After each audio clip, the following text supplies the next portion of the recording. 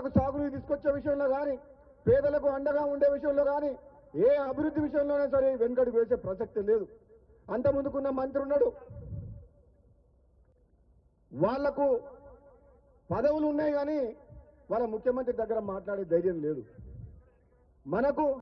మనకున్న మంత్రులు కేవలమే, కానీ ముఖ్యమంత్రి స్థాయి ఉన్న వాళ్ళిద్దరు కూడా ఉత్తమ్ కుమార్ రెడ్డి గారు కావచ్చు, కోమటిరెడ్డి వెంకటరెడ్డి గారు కావచ్చు, మామూలు నాయకులు కాదు. వెంకటరెడ్డి గారు తెలంగాణ కోసం మంత్రి పదవి త్యాగం చేసినంటే ఈ ప్రజల పట్ల, ఈ నల్లగొండ జిల్లా పట్ల, ఈ తెలంగాణ రాష్ట్రం పట్ల ఎంత కమిట్మెంట్ ఉన్నదో అర్థం చేసుకోవాలి. పదవుల కోసం పాకులాడే వ్యక్తి కాదు కోమటిరెడ్డి వెంకటరెడ్డి. తన పదవినే తృణప్రాయంగా వదిలేసిండు. ఆ రోజు తెలంగాణలో పిల్లలు చనిపోతుంటే కోమటిరెడ్డి వెంకటరెడ్డి గారు మంత్రి పదవిని వదిలేసినంటే మామూలు విషయం కాదు. ఎంతో మంది పిల్లలు ప్రాణత్యాగం చేస్తుంటే చూడలేక ఈ తెలంగాణ రాష్ట్రం సాధించాలని చెప్పి 60 ఏళ్ల కల పూర్తి కావాలని చెప్పి ఈ ప్రాంతానికి అన్యాయం జరుగుతుందని చెప్పి తెలంగాణ రాష్ట్రం కోసం పదవి త్యాగం చేసిన వ్యక్తి.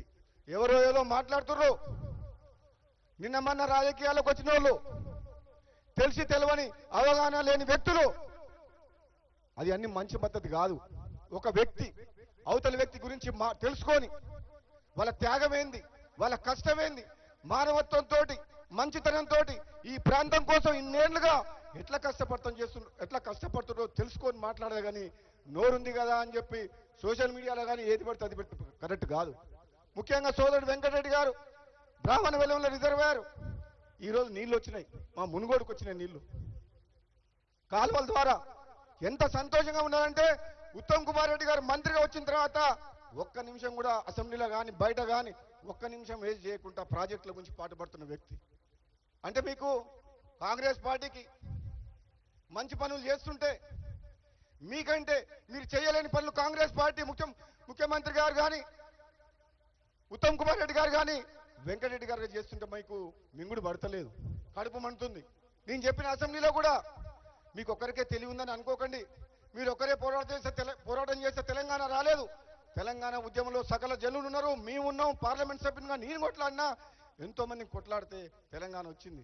మీ యొక్క బీఆర్ఎస్ పార్టీ సొంతం కాదు తెలంగాణ, మీది కుటుంబ పార్టీ, ఇది మాది జాతీయ పార్టీ, పేదల పార్టీ.